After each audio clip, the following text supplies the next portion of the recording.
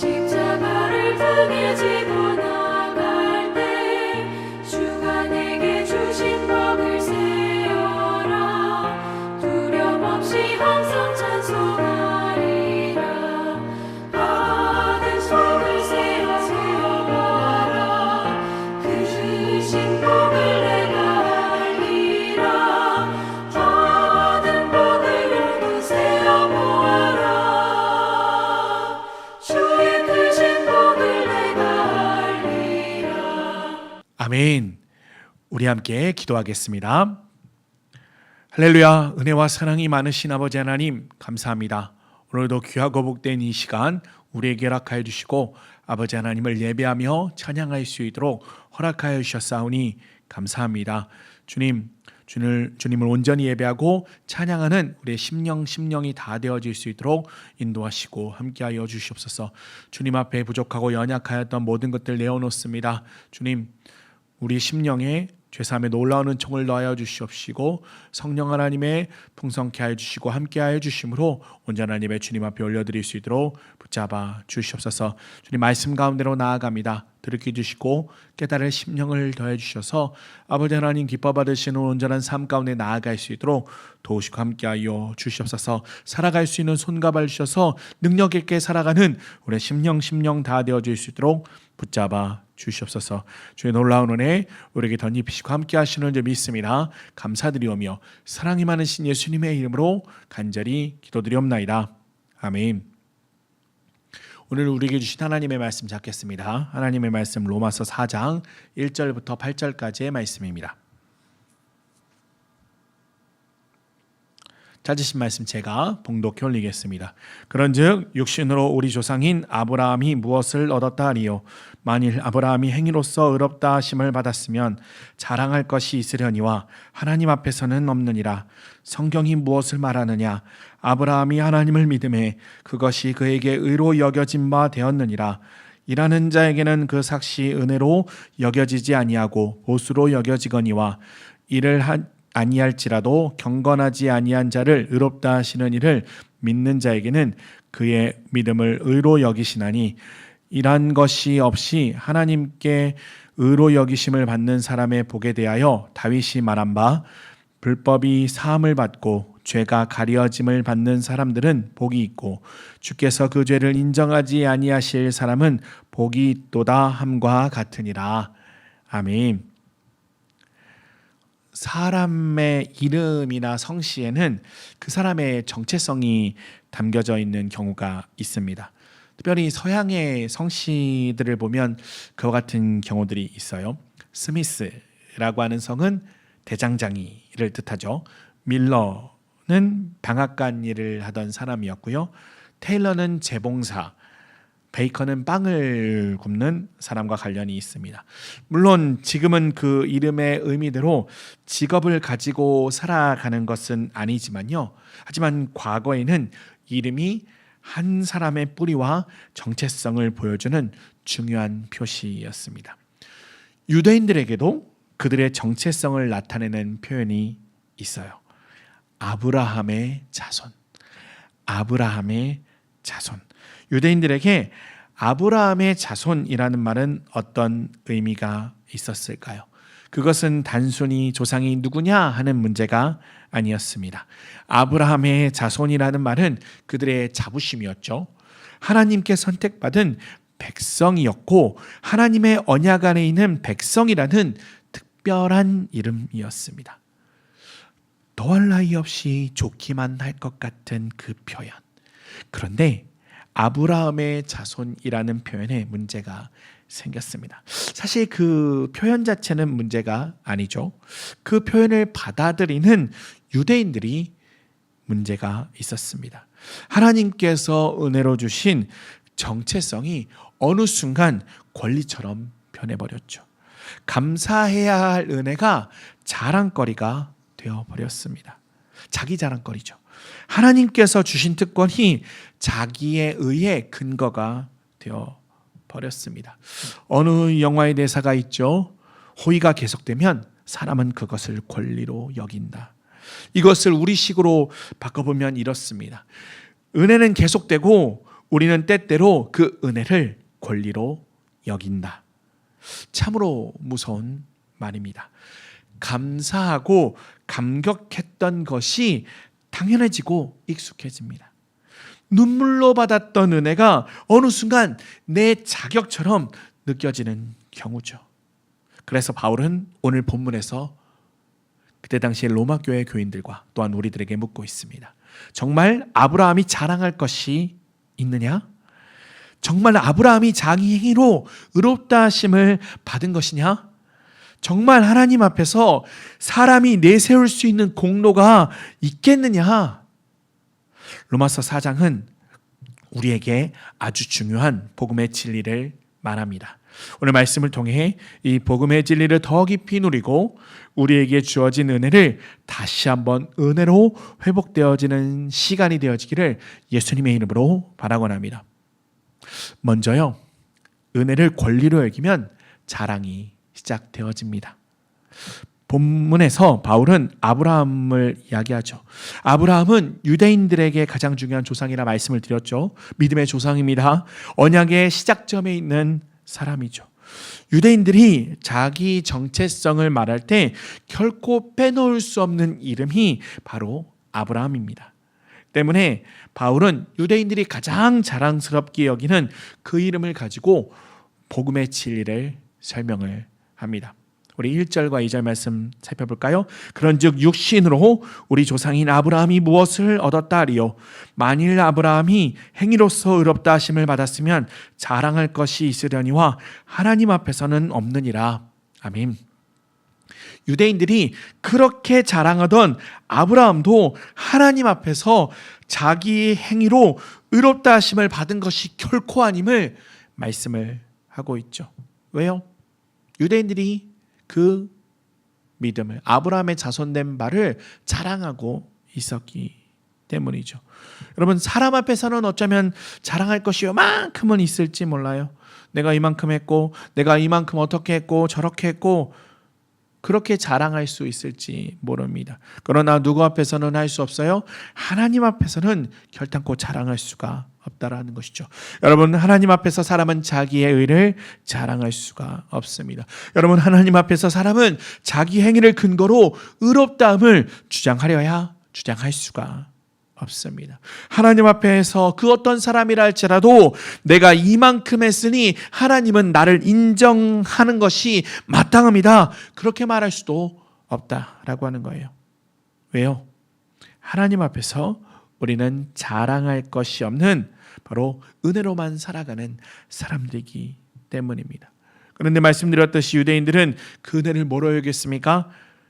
권리로 여겨버렸습니다. 우리는 아브라함의 자손이야, 우리는 할례 받은 자들이야, 우리는 율법을 가진 백성들이며 그 율법으로 인하여, 그 할례로 인하여, 아브라함의 자손된 바로 인하여 우리는 다른 존재들이야. 그러니 우리는 하나님 앞에서 특별한 자격이 있는 존재들이다, 그렇게 말을 합니다.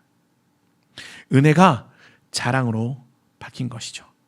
그래서 말씀 앞에서도 반응하지 않고 자랑이 자신들의 하나님이 되어 버렸죠.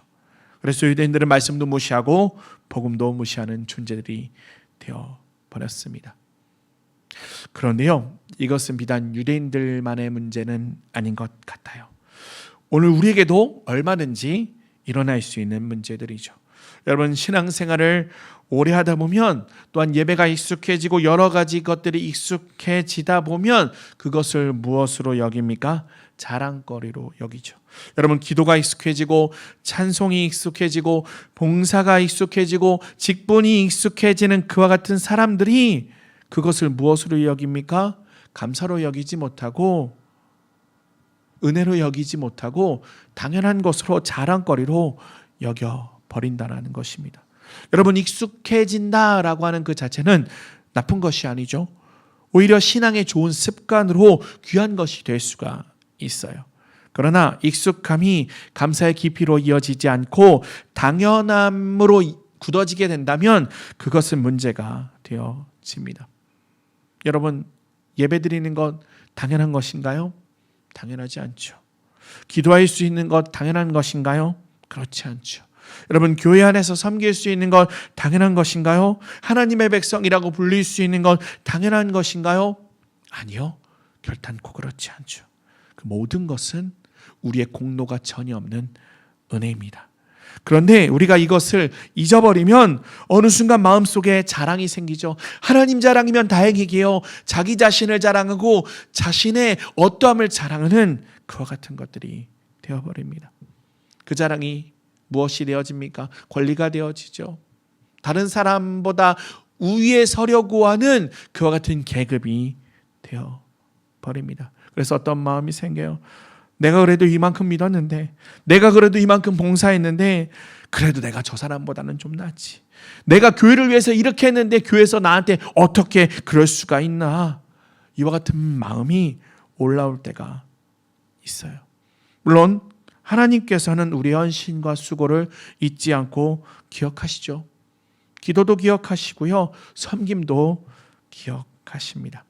그러나 그와 같은 기도가, 그와 같은 예배가, 그와 같은 섬김이 하나님 앞에서 우리의 의는 될 수가 없습니다. 여러분, 은혜를 은혜로 기억할 때 감사가 저절로 나오죠. 그러나 은혜를 권리로 착각하는 순간 내 자랑이 나오게 됩니다. 때로는 자랑을 넘어 권력으로 만들어 버리죠. 섬기는 자들이, 섬겨야 하는 자들이 다스리는 자들이 되어 버립니다. 그러므로 우리는 늘 자기 자신에게 물어보아야 해요. 나는 지금 은혜를 은혜로 여기고 있는가?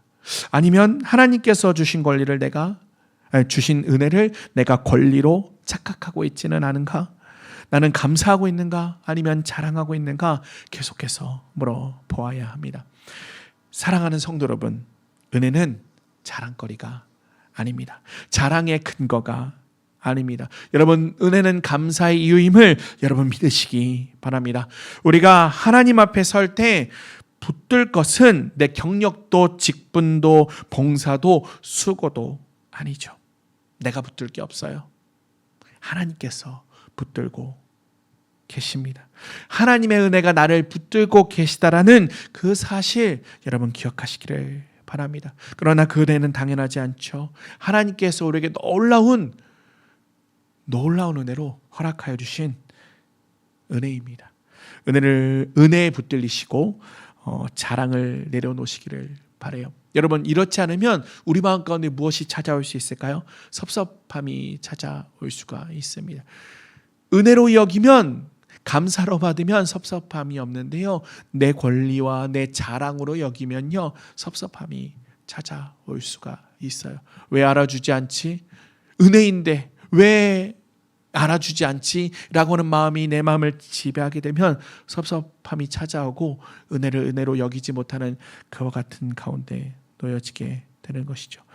바라고 원하기는 우리에게 주신 모든 것이 하나님의 은혜임을 알고 은혜로 받으시는 귀한 성도님과 제가 되어지기를 예수님의 이름으로 바라고 합니다. 아멘. 또한 두 번째로요, 은혜는 보수가 아니라 믿음으로 받는 선물입니다. 3절 말씀해 보시면 성경이 무엇을 말하느냐? 아브라함이 하나님을 믿음에 그것이 그에게 의로 여겨진 바 되었느니라. 아멘. 바울은 은혜에 대하여 설명하며 아브라함이 어떻게 의롭다 하심을 얻었는지 부연하고 있습니다. 이 말씀은 창세기 15장 6절 말씀을 인용한 것이죠. 여러분, 아브라함이 의롭다 하심을 받은 이유가 무엇입니까? 행위인가요? 아니죠. 할례인가요? 아니죠. 율법 때문인가요? 아니죠. 사실 이때 아브라함은 아직 할례도 안 받았고 율법도 받지 않았어요. 아브라함의 인격적인 부분도 완전하지 않았죠. 여러분, 아브라함 어떤 사람입니까? 문제가 많았던, 문제를 가지고 있던 그와 같은 사람이었어요. 연약함도 있었죠. 실수도 있었죠. 두려움도 가득하였던 사람이었습니다. 그런데 무엇이 그의 의가 되었어요? 믿음이 의가 되었죠. 아브라함은 하나님을 믿었고요, 하나님께서는 그 믿음을 의로 여겨 주셨습니다. 여기서 우리는 짚고 넘어가야 할 부분이 있어요. 여러분, 믿음이 공로인가요? 답부터 말씀드리면 믿음은 공로가 아니죠. 여러분, 내가 믿는다, 내가 믿었다 라고 하는 표현 때문에 내가 믿는 내가 주체가 되는 그와 같은 믿음인 것 같지만 여러분, 결단코 믿음의 공로는 들어있지 않습니다. 에베소서 2장 8절 말씀 어떻게 말씀하고 있습니까? 너희는 그 은혜에 의하여 믿음으로 말미암아 구원을 받았으니 이것은 너희에게서 난 것이 아니요 하나님의 선물이라. 아멘. 이는 비단 구원받는 믿음만 말씀하는 것은 아니겠죠. 우리에게 주신 믿음 자체가 하나님께서 주신 것이죠. 성령이 아니시고는 예수님을 주로 고백할 수 없기 때문에 우리에게 주신 그 믿음이 바로 하나님으로부터 말미암은 것이고 그 믿음이 은혜임을 말씀을 하고 있습니다. 그러나 우리는 때때로 유대인들처럼 믿음도 나의 실적처럼 생각할 때가 있어요. 여러분, 특별히 우리가 믿는 사람들이 자랑하는 것이 무엇이죠? 나의 믿음 좋음을 자랑하죠. 내가 믿음 좋아, 그렇게 직접적인 워딩으로는 하지 않는다 할지라도 내가 얼마나 믿음이 있는 선택을 했는지, 믿음이 있는 언사를 했는지 그렇게 자랑합니다. 나는 믿음이 좋아, 나는 믿음 생활 이렇게 잘하고 있어. 그러니 너도 인정하고 하나님도 그것을 인정해 주셔야 해. 하지만 로마서 4장이 말하는 믿음은 그와 같은 의미를 가지고 있지 않습니다. 여러분, 믿음이 성적표입니까? 하나님 앞에 제출하는 성적표이고 실적표인가요? 여러분, 믿음이 하나님 앞에 내미는 그와 같은 영수증이 되어지는 것일까요? 제가 이만큼 했으니 이만큼 의롭다 해주시고 이만큼 보상해 주세요 라고 하는 자격이 될 수 있을까요? 여러분, 믿음은 그와 같은 자격이 되지 않습니다. 여러분, 믿음은 비어있는 손이에요. 빈손입니다. 여러분, 믿음은 하나님 앞에 이렇게 고백하는 것입니다. 하나님, 제게는 내세울 것이 전혀 없습니다. 내세울 의도 없고요, 자랑할 공로도 없고요, 은혜가 아니면 저는 1분도 1초도 살아갈 수가 없습니다. 여러분, 이것이 믿음이다라는 것이죠. 그래서 바울은 4절과 5절에 아주 쉬운 비유를 들고 있습니다. 4절과 5절 말씀입니다. 일하는 자에게는 그 삭시 은혜로 여겨지지 아니하고 보수로 여겨지거니와 이를 아니할지라도 경건하지 아니한 자를 의롭다 하시는 이를 믿는 자에게는 그의 믿음을 의로 여기시나니. 아멘. 일하는 사람이 그 삭스를 받으면 그것이 은혜가 아니죠. 보수라고 할 수 있어요. 일한 것을 받은 것이기 때문이죠. 그러나 은혜는 보수와 다르다 설명하고 있는 거예요. 은혜는 내가 벌어서 얻은 것이 아니죠. 그렇기 때문에 은혜는 내가 요구할 수 있는 것이 아닙니다. 은혜는 뭐예요? 받을 자격이 없는 사람에게 베풀어지는 하나님의 선물이죠. 4절과 5절의 대비는 아주 분명해요. 일하는 자에게 주어지는 것 보수, 그러나 일을 아니할지라도 하나님을 믿는 자에게 주어지는 것이 은혜, 그렇게 말씀을 하고 있죠. 즉 하나님 앞에서 의롭다 하심을 얻을 만한 공로가 우리에게 없음을 말씀을 합니다. 5절의 표현은 더 놀라워요. 그냥 자격이 없다 정도가 아니죠. 하나님은 어떤 분이라 표현하고 있어요? 경건하지 아니한 자를 의롭다 하시는 이라 표현해요. 경건하지 아니하다, 이것은 단지 믿음이 없다, 그와 같은 의미를 이야기하는 것이 아닙니다. 자격이 없음을 말하고 있는 거예요. 자격이 없는 자를 의롭다 하시는 분이 누구세요? 하나님임을 말씀을 하고 있는 것이죠. 여러분, 이것이 은혜이고 이것이 복음임을 말씀하고 있습니다. 여러분, 우리는 하나님 앞에서 스스로를 의롭다 주장할 수 없는 존재들입니다. 우리 안엔 여전히 죄성이 있죠. 우리 안엔 교만이 있죠. 우리 안엔 욕심이 있고요. 우리 안엔 자기 중심성이 있어요. 겉으로는 괜찮아 보여도 하나님 앞에서 숨길 수 없는 연약함이 있죠. 그런데 그와 같은 자를 하나님께서 어떤 존재라 여겨주셨어요? 하나님의 자녀라 여겨주셨죠. 하나님의 백성이라 여겨주셨죠. 의롭다 여겨주신 것입니다. 여러분, 어떻게 이것이 가능하였습니까? 그리스도 예수 때문이죠.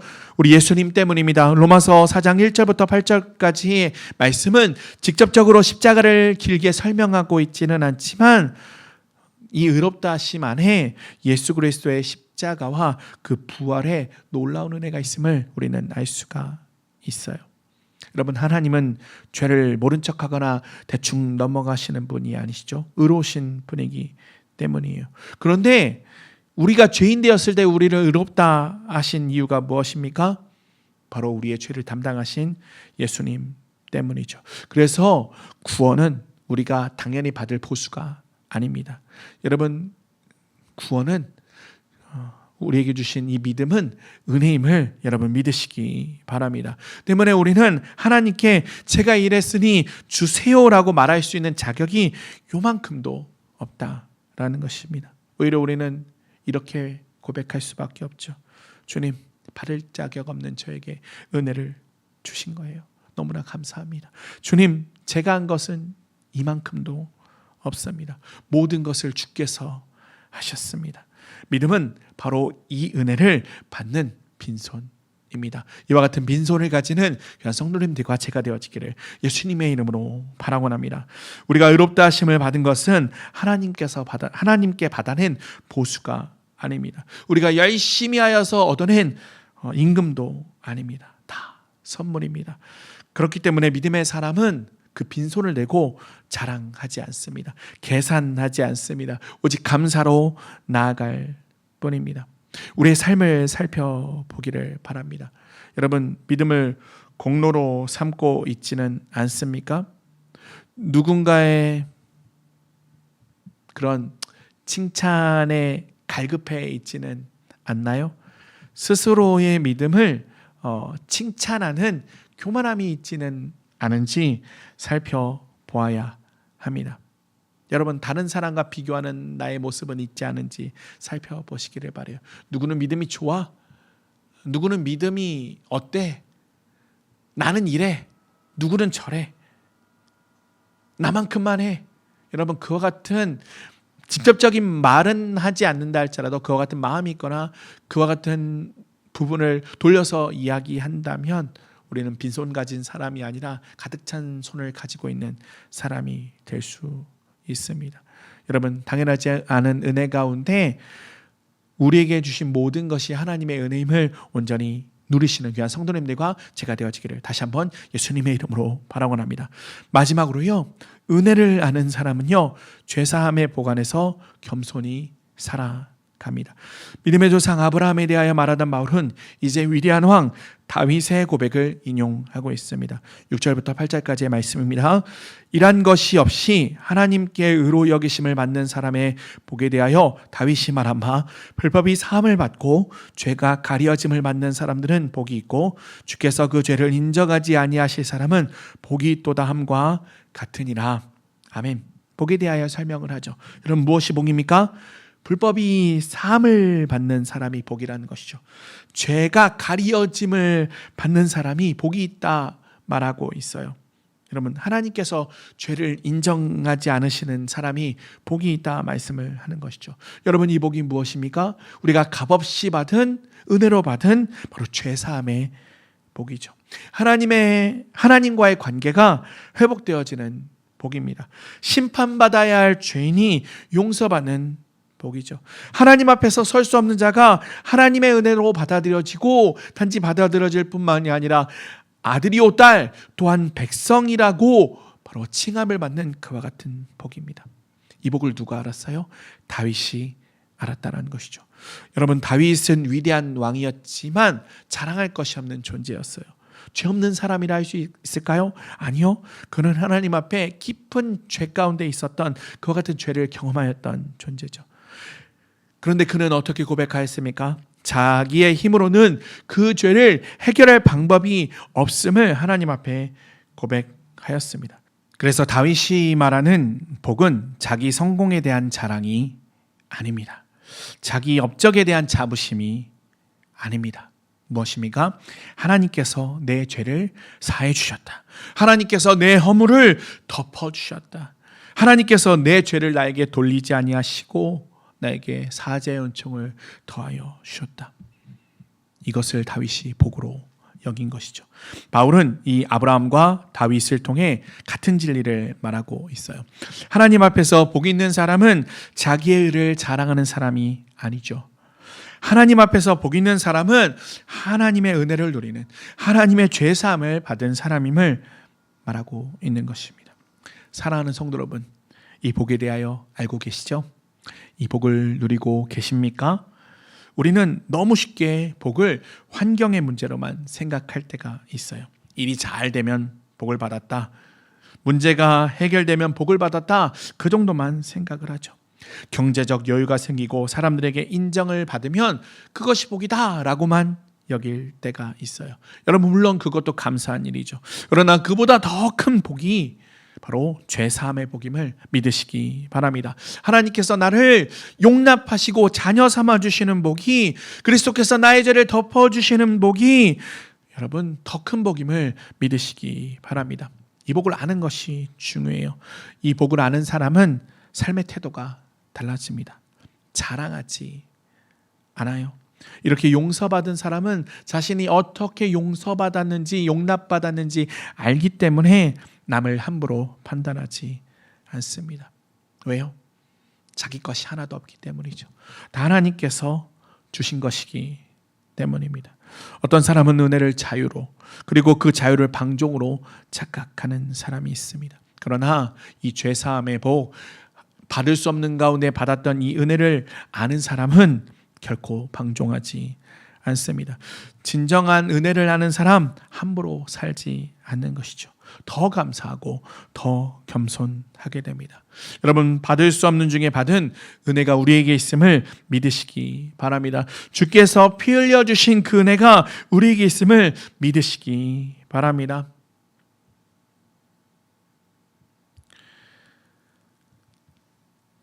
사랑하는 성도 여러분, 우리는 우리가 받은 은혜를 다시 한번 생각해 보아야 합니다. 우리가 받은 은혜를 너무 가볍게 생각하고 있지는 않습니까? 너무 당연한 것으로 여기고 있지는 않습니까? 여러분, 우리가 받은 은혜는 당연한 은혜가 아닙니다. 우리 주께서 피 흘려 주신 은혜이고요, 받을 수 없는 자격 가운데 받아 누리는, 우리가 값을 매기려야 매길 수 없는 그 은혜를 값없이 받았음을 여러분 기억하시기를 바랍니다. 우리가 하나님의 백성이 된 것도, 예수 그리스도를 믿게 된 것도, 예배할 수 있는 것도, 죄사함을 받은 것도 이런 모두 은혜임을 믿으시기 바랍니다. 그러므로 오늘 말씀 앞에서 우리는 세 가지를 마음에 새기기를 원합니다. 첫 번째로요, 하나님 앞에서 자랑을 내려놓으시기를 바랍니다. 사람 앞에서도 자랑하지 말아야 하지만 하나님 앞에서 더욱더 자랑할 것이 없습니다. 여러분, 특별히 기도할 때 그런 경우가 종종 있죠. 내가 이렇게 저렇게 했고 저렇게 했고, 이와 같은 믿음이 있고 저렇게 믿음의 부분을 했고 저렇게 했고, 내가 한 일, 내가 이룬 일, 내가 지켜낸 것, 내가 수고한 일, 자랑하고 싶은 마음이 든다 할지라도, 혹 하나님 앞에 자랑 안 하고 내가 사람 앞에서만 조금 했어요, 돌려서 했어요, 눈치 못 채게 했어요. 여러분, 그와 같은 고백이 우리의 할 바의 고백이 아닙니다. 우리가 하나님 앞에서 할 수 있는 것이 있다면 이와 같은 것이겠죠. 제가 한 것은 하나도 없습니다. 하나님께서 은혜를 베풀어 주셨습니다. 여러분, 이와 같은 고백이 우리 안에서 회복되어지기를 예수님의 이름으로 바라원합니다. 가정 안에서도요, 교회에서도요, 일터에서도 마찬가지입니다. 내가 옳다는 마음보다 은혜 받은 사람이라고 하는 마음이 먼저가 되어야 합니다. 내가 더 낫다라고 하는 생각보다 나는 용서받은 사람이라고 하는 고백이 먼저가 되어야 합니다. 두 번째로요, 익숙한 은혜를 다시 감사로 바꾸시기 바랍니다. 여러분, 예배와 기도와 말씀과 섬김이 너무 익숙해져서 당연한 일이 되어버렸다면 오늘 다시 한번 감사로 고백을 바꿔보시기를 바라요. 하나님, 예배할 수 있는 것이 은혜입니다. 하나님, 기도할 수 있는 것이 은혜입니다. 하나님 앞에 말씀 앞에 설 수 있는 것이 은혜이고요, 하나님 백성으로 불러주신 것, 하나님의 나라와 영광을 위하여 섬길 수 있는 것, 이 모든 것이 은혜입니다 라고 고백할 때 우리의 익숙함이 감사로, 또한 더한 은혜로 바뀌어질 줄 믿습니다. 바라기는 은혜를 감사로 회복시키시기 바랍니다. 세 번째로요, 죄사함의 은혜를 기억하며 겸손히 나아가시기를 바랍니다. 여러분, 우리는 죄사함을 받은 존재들이죠. 받을만 해서 받은 것이 아니라 하나님께서 받을 수 없는 가운데, 아니요, 오히려 원수되었을 그때에 그리스도 예수로 인하여 우리의 죄를 덮어 주셨습니다. 때문에 우리는 다른 사람을 판단할 수 있는 존재가 아닙니다. 왜요? 하나님께서 우리를 판단하지 않으셨기 때문이죠. 이 은혜를 기억하며 오늘 하루도 감사와 순종의 삶을 살아가시기를 바랍니다. 사랑하는 성도 여러분, 은혜는 당연하지 않습니다. 하나님의 백성 된 것도 당연하지 않습니다.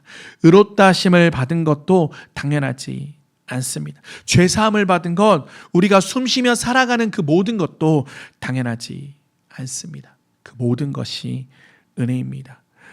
은혜를 받은 사람답게 감사와 겸손으로 살아가시기를 바랍니다. 그 감사와 겸손으로 삶을 채워갈 때 하나님께서 더 큰 은혜로 덧입혀 주시고, 우리의 삶은 그 하나님의 은혜로, 또한 그 감사와 겸손으로 더욱더 풍성하게 되어질 것입니다.